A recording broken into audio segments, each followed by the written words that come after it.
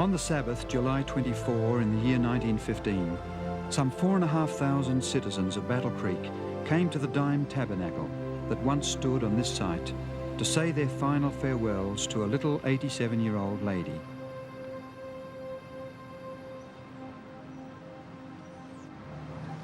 Just what was it that made Ellen White so special? This is the biographical information blank that she completed in March 1909.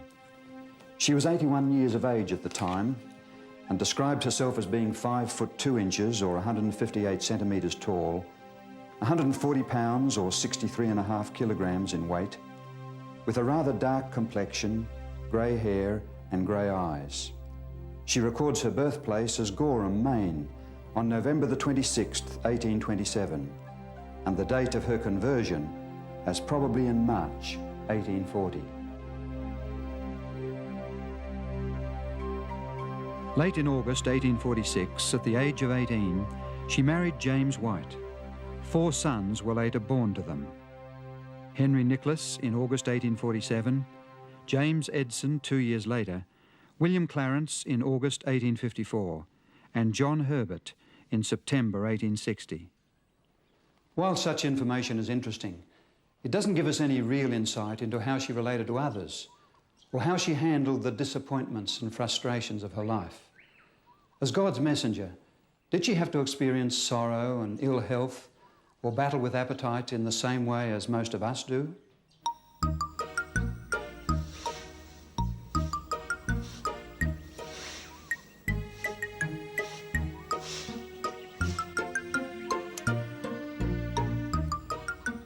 In the same way, this record fails to tell us of her love for animals and flowers, especially pansies, or how much she enjoyed attending auction sales and eating tomatoes.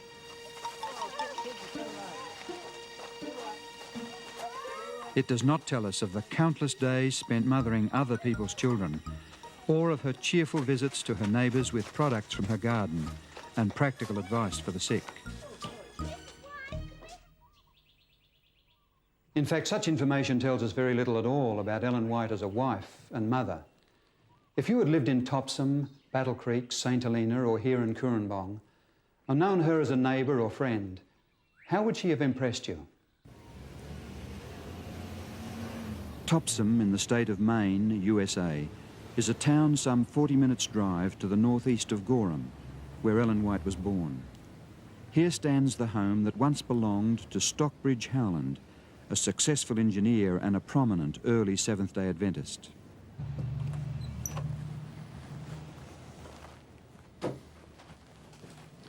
In October 1847, the Howlands offered a part of their home on the middle floor to the young James and Ellen White and their 2-month-old son, Henry. They commenced housekeeping with borrowed furniture. Though poor, they resolved to become independent.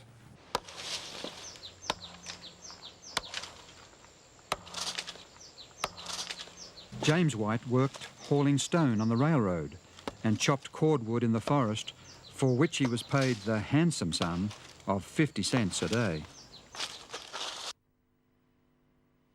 In spite of their poverty and hardship, the young mother was able to write, "Sufferings and trials bring us near to Jesus." In vision, she was shown that God had been trying them for their good and preparing them to work for others by preventing them from settling down at ease. Convicted that they must work for the salvation of others, and knowing the rigours of travel in the 1840s, the Whites were forced into a difficult decision. Ellen wrote, "Alone before the Lord with most painful feelings and many tears, I made the sacrifice and gave up my only child for another to have a mother's care and feelings." They left young Henry in the loving care of the Howlands. Frequent visits helped to maintain the bond between the parents and their firstborn son. And how happy they were when they were able to take him back into their home 5 years later as a well-trained praying boy.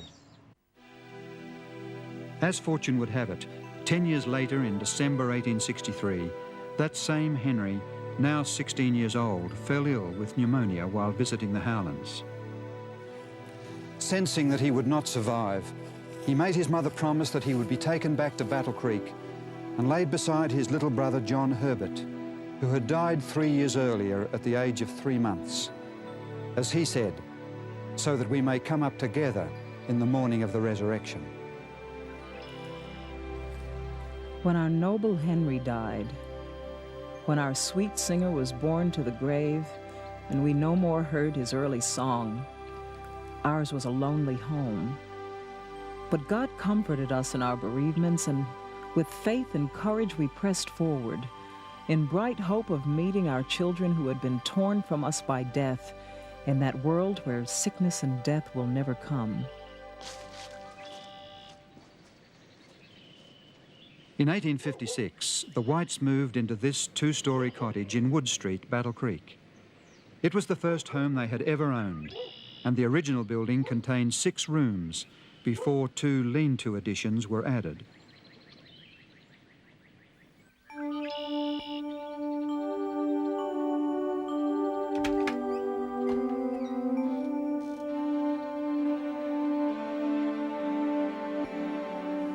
The front room on the ground floor served as a parlour and sitting room. Today a museum, it served then as the room where the family assembled for morning and evening worship.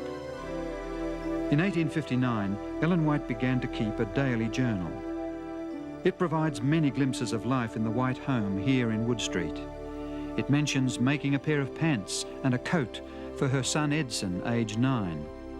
Sunday, March 6, records her making a dress. After cutting it out and beginning to sew, things went wrong, and she took it all to pieces and made it over.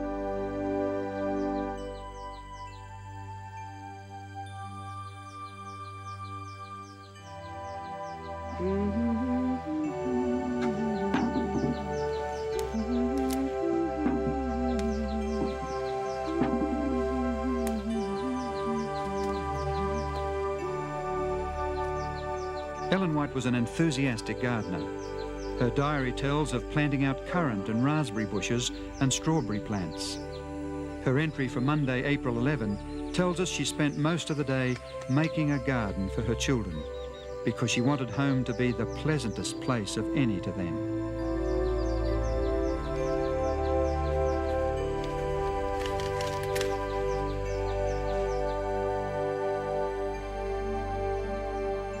The White home was always open to visitors, and at times it seemed to the family that they operated a free hotel. A diary entry in June tells of 35 eating at their table. The day after, Ellen wrote one brief sentence. We were all much worn out.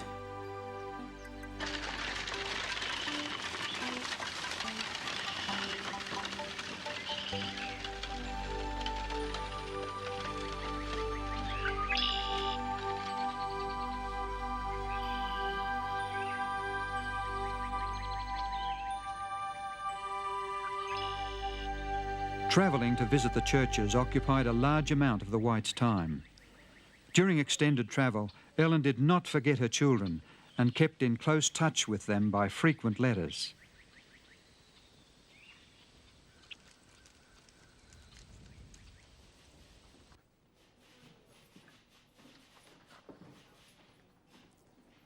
In 1859, to her 5-year-old son, Willie, she described her activities and experiences in language he could understand. With one letter, she sent a small box of candy with the admonition, "You must eat it only when Jenny thinks it is best. Eat a very little at a time." And to her 18-year-old son Edson, she wrote in 1868, "I was disheartened, and so was your father, to see you so ready to put on a coat which cost $26, merely to walk down to the office. Edson, I am sorry that you do not manifest more care in regard to your clothing."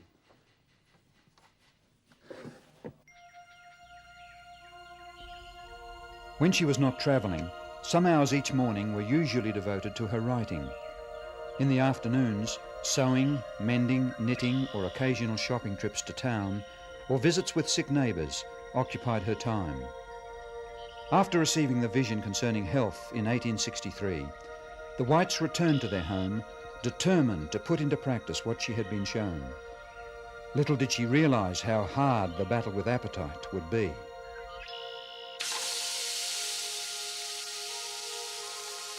Up to this time, meat had been the principal article in her diet. She relished eating it and did not enjoy simple, unrefined food.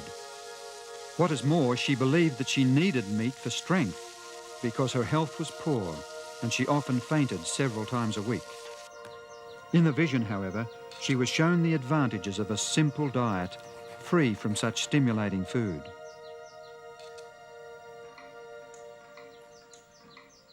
She instructed her cook not to serve meat anymore.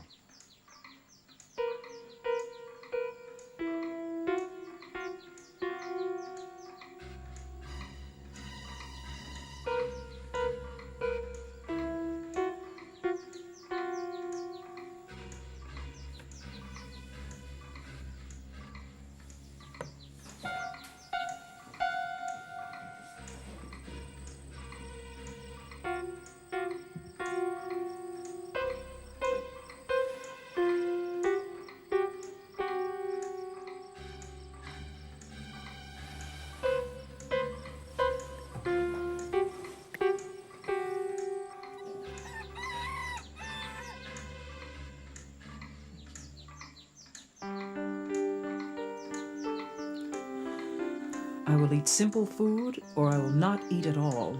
Stomach, you may wait until you eat bread.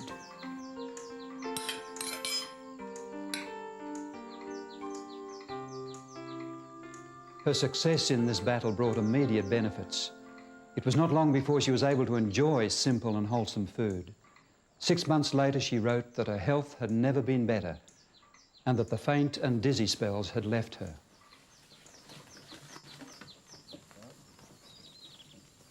In 1867, the Whites moved to Greenville in northern Michigan. For 2 years, James had been very ill from stress, overwork, and the effects of a stroke.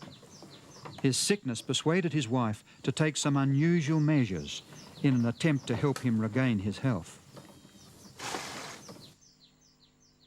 Although the physicians at the Water Cure Institution in Dansville had warned James that physical activity could lead to another stroke, his wife had been shown in vision that without physical and mental activity, he could not hope to recover. In the midsummer of 1867, she saw an opportunity to involve her husband in some physical exercise. While the hay was drying in the fields, she visited their neighbours and persuaded them to say that they were too busy with their own harvesting to help her husband when he asked for their assistance. Reluctantly, they agreed to cooperate. According to plan, when the request was made, James White was very disappointed at the response. His wife, however, spoke up. Let us show our neighbors we can work ourselves. As they passed by, the locals were surprised to see the lady who had been recently conducting public meetings, pitching hay on the wagon, treading it down, and building the stack as she worked with her husband and son, Willie. But more importantly, her innovative strategy helped restore her husband's health and strength. Due to the primitive state of photography at the time, no photograph exists of Ellen White smiling, although one artist has drawn this picture based on an early photo. In actual fact, Mrs. White was anything but morose. She was known to enjoy a hearty laugh at an amusing situation or a nice turn of words. Like many of us, she gained weight with age. When a friend in Japan sent her a knitted vest-like garment called a hug-me-tight, she found it much too small. She wrote expressing her great appreciation for the gift and added wryly, But there's a great deal more to Sister White than most people think. James and Ellen White lived in Battle Creek much of the time until 1881. Their marriage was a happy one, and they shared a very tender relationship, in spite of the strength of their personalities and some occasional differences of opinion. For like the biblical prophets, Ellen White was not without her faults. In 1876, she had occasion to write to her husband. I am not free from mistakes and errors in my life. Had I followed my Savior more closely, I should not have to mourn so much my unlikeness to his dear image. Again I say, forgive me, every word or act that has grieved you.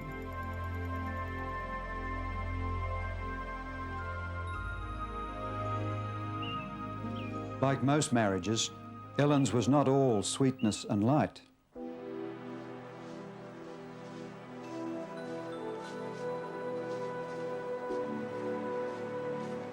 When James died prematurely in Battle Creek in 1881 at the age of 60, Allan White felt the loss deeply. Yet at the funeral she spoke of her resignation to God's will, of the Christian's hope, and of Jesus who, she said, was more precious to her than he ever had been in any previous hour in her life. James White was buried in Oak Hill Cemetery, Battle Creek, near his two sons.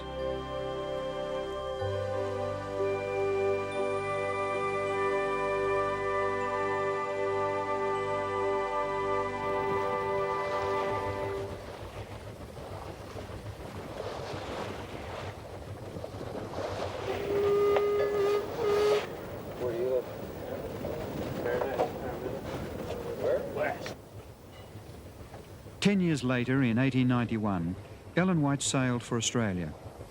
Unfortunately, she soon fell ill with malarial fever and inflammatory rheumatism. For the next 11 months, she experienced the most terrible suffering of her whole life and became an almost helpless invalid.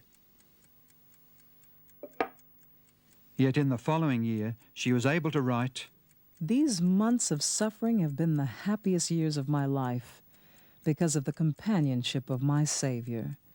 I am so thankful I have had this experience because I am better acquainted with my precious Lord.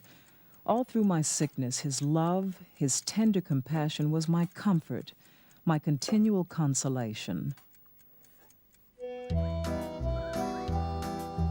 One reason why she had come to Australia was to help in the setting up of a school. In 1894, she inspected a property of 1,450 acres in Coorambong, New South Wales, and was impressed that this site should be the school location. The land was subsequently purchased and a portion cleared of its huge eucalypt trees. In vision, an angel told Allan White that though the soil appeared to be poor, rightly worked, it would produce abundant crops. As an expression of her faith, she purchased 40 acres from the estate and began to plan for her own home and the laying out of an orchard. On just 2 acres, over 500 fruit trees of a dozen different varieties were planted, using the method the angel had explained to her. It was said that if Allan White heard of any fruit tree, vegetable or flower that would not grow in the area, she would plant it, because she believed false witness had been given about the land. Despite the adverse agricultural reports, within 18 months of planting, she was able to describe the fruit from her peach trees in a letter to a friend in South Africa. These are the most beautiful in appearance. I have never seen them larger. 2 of them weighed 1 pound. We are seeing the exact fulfillment of the light the Lord has given me, that if the land is worked thoroughly, it will yield its treasures. In December 1895, Allan White and her helpers moved into this 11-room cottage, which she later named Sunnyside. It was situated in Avondale Road, Coorambong, not far from the school, and was to be her home until her return to the United States in 1900.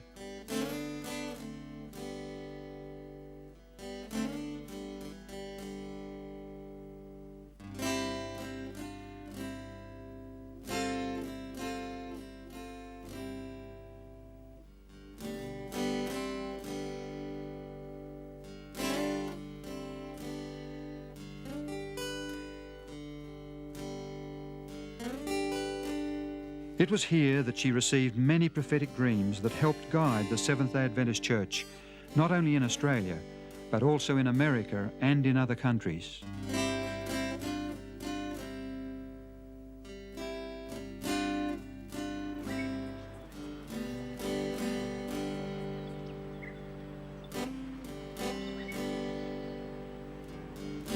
The Avondale School was to be a pattern school for the educational work of the Seventh-day Adventist Church.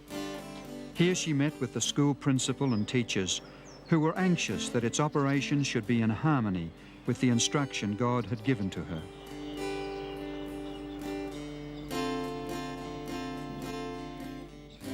Here at Sunnyside in 1898, she completed her book on the life of Christ, The Desire of Ages.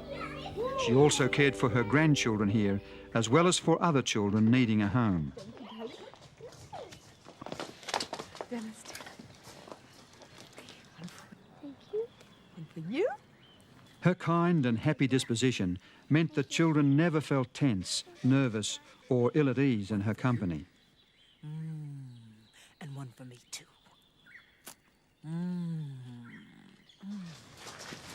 Good morning, brother. Morning, Sister White. It was here too that she cared for the needs of the sick in the surrounding district. She often gave food from her own garden and orchard, along with clothing and money to those in need.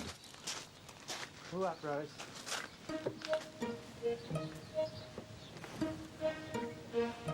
Yep. On one occasion, a group of local fishermen, grateful for her help, sent Avondale School a crate of fish. The cook, accustomed to serving vegetarian meals, wondered whether she should throw them out. Ellen White responded, "Of course not. Aren't there people in the community who would be thankful for them? Send them the fish with our compliments." She then wrote a letter of thanks to the fishermen for their kindness, expressing her appreciation of the thought behind the gift. Before she left Sunnyside in Australia in late August 1900, a beautiful velvet-bound autograph album was presented to her in the Kurrambong Church. The handwritten messages came from churches and individuals expressing appreciation, friendship and love. It also included pictures of churches, portraits of friends and scenes from her Sunnyside home. One page was even reserved for shots of her watchdog, Tiglath Pileser.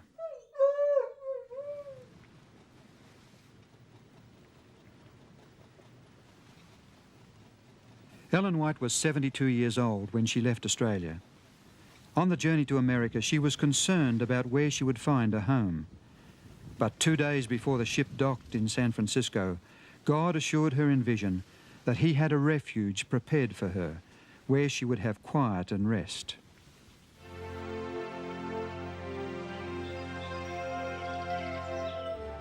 Within a week of her arrival, she was directed to this furnished 7-room home.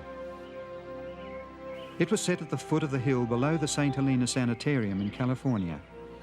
To her delight, she found she could buy it for less than she had received for the sale of Sunnyside. The residence was given the name Elmshaven, and it was to be her home for the last 15 years of her life.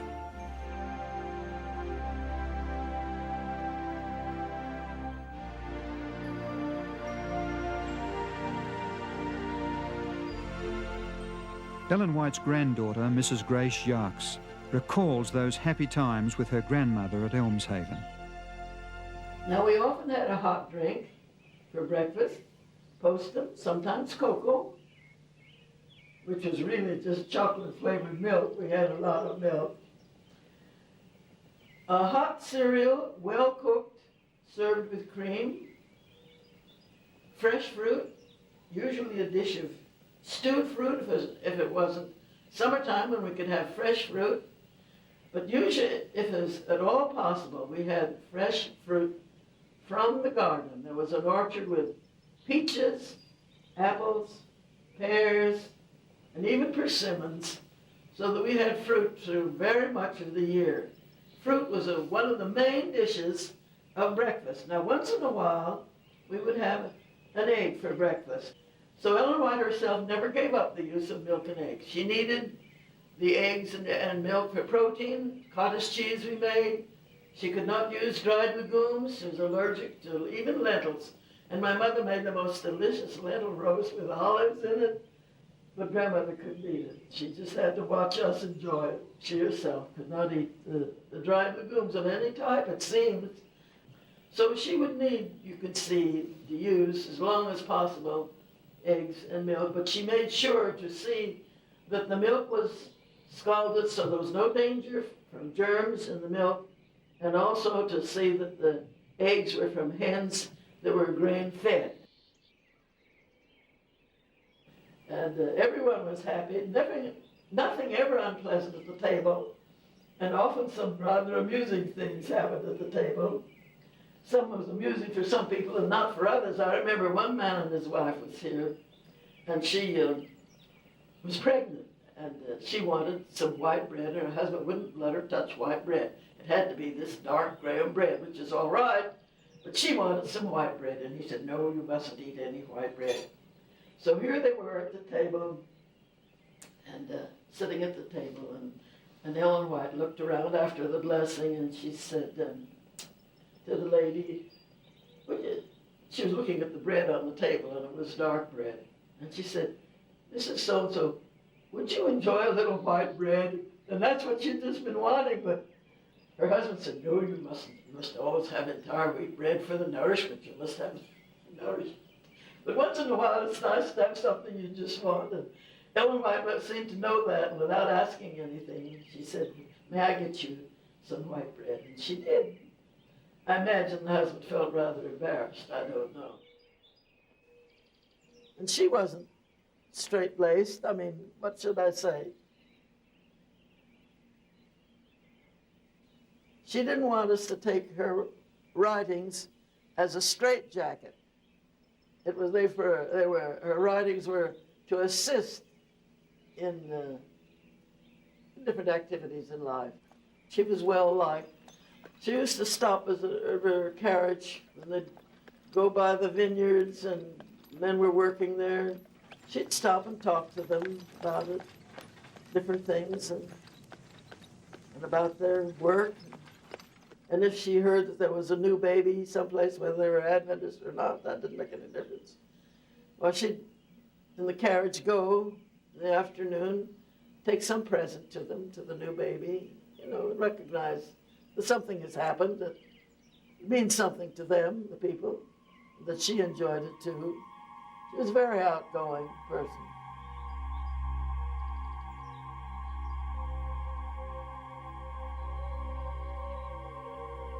Many times the angels came to this room, stood by her side, and instructed her. Wouldn't that be interesting to talk to angels? Someday we'll be able to talk to our angels, and that'll be wonderful. But the most interesting time was when Jesus himself was here, and I can't forget that. How interested he was in the little lady who was trying to carry out the instruction that was given her, and writing and writing.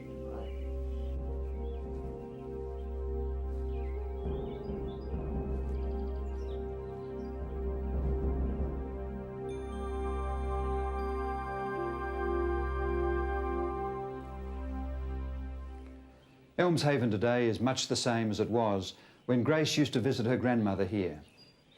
This is the living room where visitors were greeted, and the family met morning and evening for worship.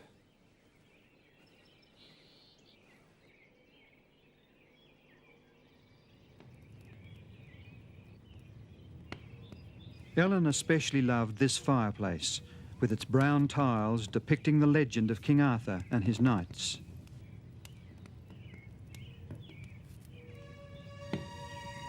As she neared the end of her life, Ellen White enjoyed a triumphant experience of faith. She knew Jesus as her Saviour and friend, and looked forward to the home in the new earth that she had seen many times in vision.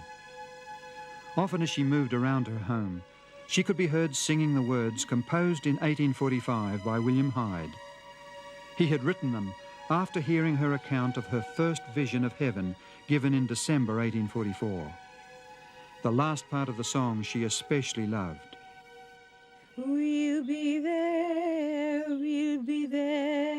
in a little while. We'll join the pure and the blessed. We'll have the palm, the robe, the crown, and forever be at rest. It was while entering her writing room on a Sabbath morning in February 1915 that she tripped and fell, her hip broken.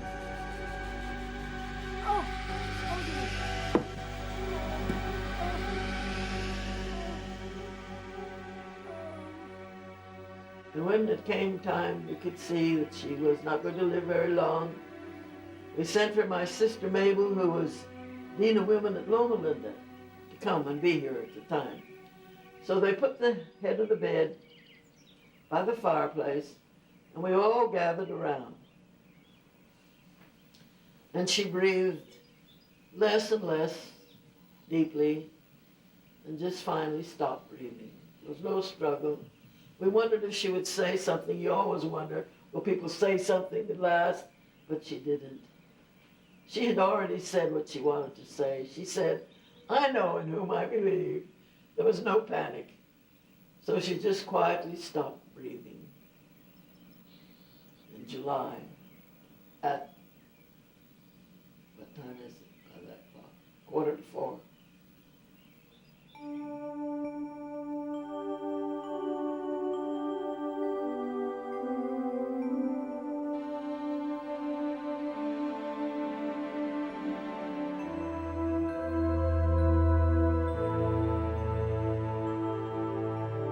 On Sabbath, July 24, her funeral service was conducted in the Dime Tabernacle, Battle Creek.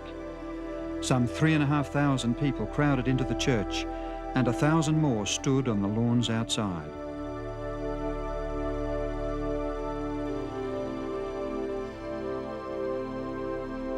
Ellen White lies buried in the family plot in the Oak Hill Cemetery, Battle Creek, beside her husband and other members of her family. Together they wait for the resurrection morning.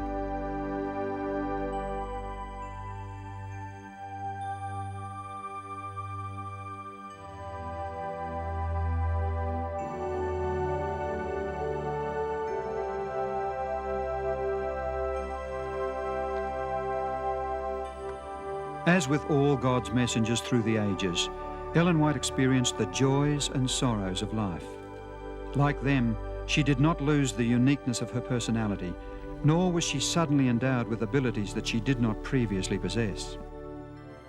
She was no plaster saint, but was one who always acknowledged that she was a sinner saved by God's grace.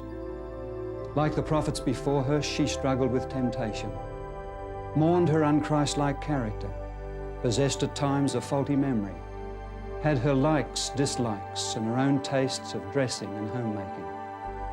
She recognized her limitations of knowledge and understanding, apart from the revelations received from the Lord, and she lamented her inadequate writing ability. But she was also a warm, caring, and generous-hearted wife, mother, and friend who was greatly devoted to her God and to those about her. Chosen by God as his messenger to the Seventh-day Adventist Church, God used her through the prophetic gift to bring unity of faith, to guide and strengthen the church, to magnify the principles of his word, and to bring to men and women a clearer view of Jesus. Of her writings, she declared, They will constantly speak, and their work will go forward so long as time shall last.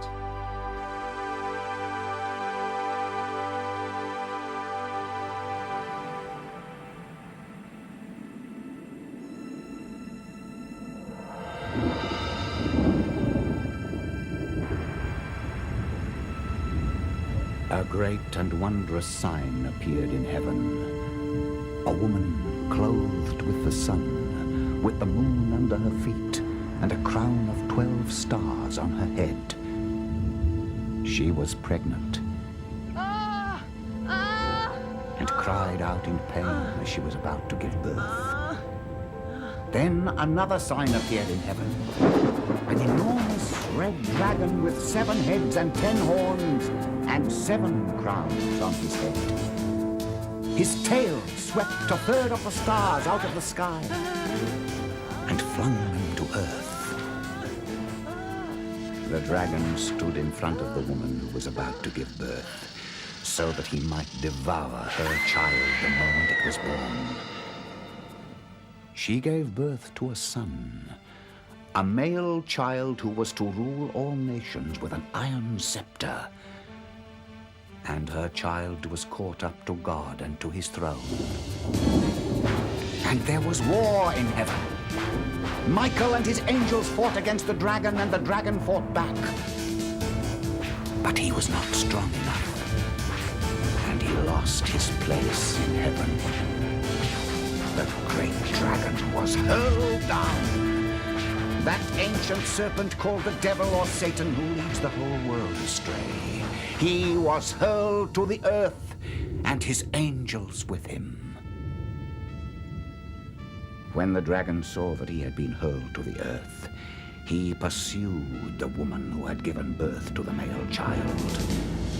The woman fled into the desert to a place prepared for her by God, where she might be taken care of for 1,260 days.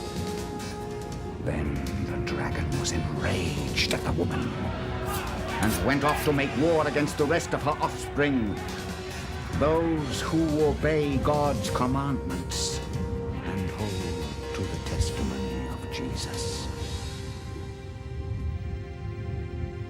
These dramatic words of Revelation chapter 12 describe the most momentous war this universe has ever witnessed, the conflict between Christ and the forces of good and Satan and his cohorts of evil. The origin, progress, and glorious climax of this great controversy story were also revealed to Ellen White in a 2-hour vision given her on Sunday, March 14, 1858, in Lovett's Grove, now known as Bowling Green, Ohio. She was told to write out what she had seen, but she was also warned of the consequences, for Satan would make strong efforts to prevent her. The assurance was given her, however, that God's angels would not leave her in the conflict. She soon discovered what this meant. The next day, James and Ellen White left Bowling Green and took the train for Battle Creek, Michigan. On the way, they made plans to write out and publish what she had seen.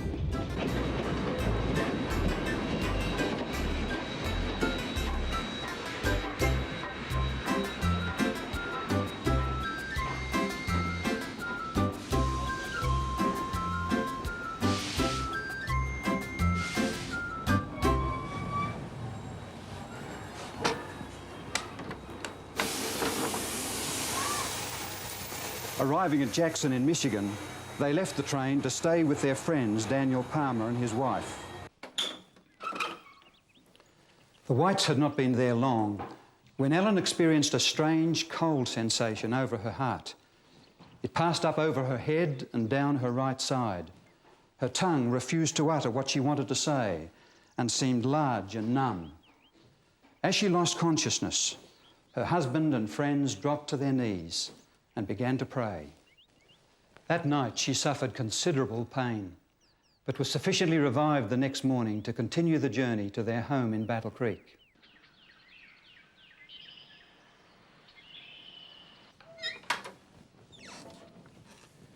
Ellen White was carried up these stairs to her bedroom, where for several weeks she could not feel the touch of the hand or the coldest water poured on her head.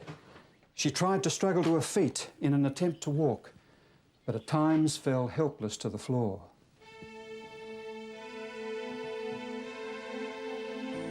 In this condition, she started to write on the great controversy.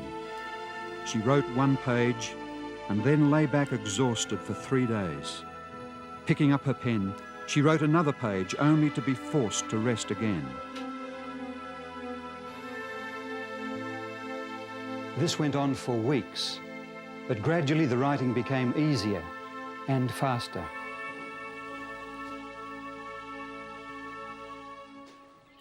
In September 1858, this small volume came from the press. It carries the title, Spiritual Gifts, Volume 1, The Great Controversy Between Christ and His Angels and Satan and His Angels. It contains 41 chapters, beginning with the fall of Satan and concluding with the second death. During the remaining 57 years of her life, Ellen White received other visions concerning the great controversy story. She also studied the writings of historians that provided her with dates and details of minor importance not presented in the visions. These, together with her knowledge of the Bible, enabled her to greatly enlarge her initial account and write out a connected history of what she had seen. Finally, these 5 volumes in the Conflict of the Ages series containing 3,600 pages, set forth most completely the origin, progress, and final acts in the great drama of the ages. In the introduction to her book, The Great Controversy, Ellen White explains why the scenes of the long-continued conflict between good and evil were revealed to her, and why she was instructed to make it known to others. In the great final conflict, Satan will employ the same policy, manifest the same spirit, and work for the same end as in all preceding ages. That which has been will be, except that the coming struggle will be marked with a terrible intensity such as the world has never witnessed. The issues in that struggle and the final acts in the great controversy of the ages are portrayed in Revelation chapters 13 and 14. Revelation 13 predicts that all the earth's inhabitants will finally be brought to a decision of submission and allegiance to either Christ or Satan. To prepare for this last great crisis, God sends a threefold message of warning described in Revelation 14. It is to be preached to every nation, tribe, language, and people, for every human being must be given the opportunity to make the ultimate choice.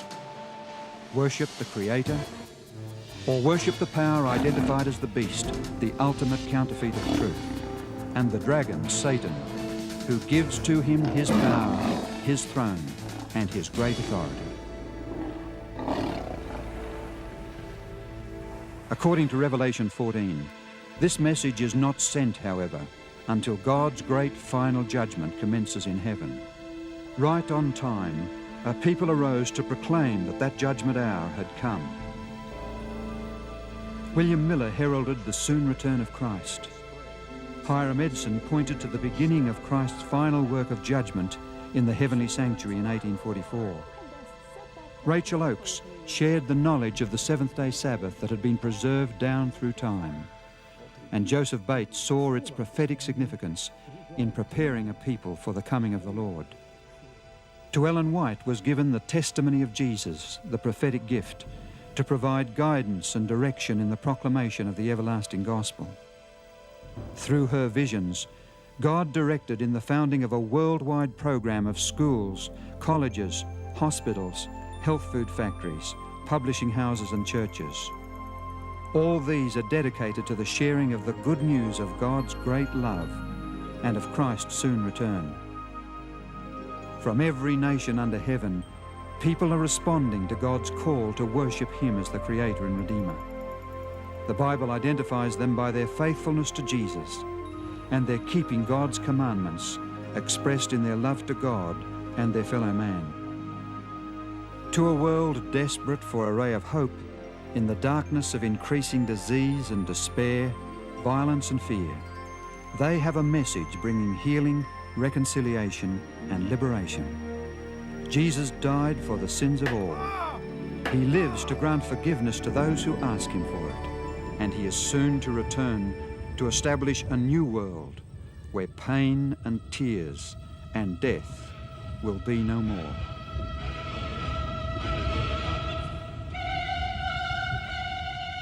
Soon there appears in the east a small black cloud. It is the cloud which surrounds the Savior. In solemn silence, the people of God gaze upon it as it draws nearer the earth, becoming lighter and more glorious until it is a great white cloud. Jesus rides forth as a mighty conqueror. Amid the reeling of the earth, the flash of lightning, the roar of thunder, the voice of the Son of God calls forth His sleeping saints. The living righteous are changed. Now they are made immortal, and with the risen saints are caught up to meet the Lord in the air, and with songs of gladness ascend together to the city of God. The great controversy is ended. Sin and sinners are no more. The entire universe is clean. From the minutest atom to the greatest world, all things, animate and inanimate, in their unshadowed beauty and perfect joy, declare that God is love.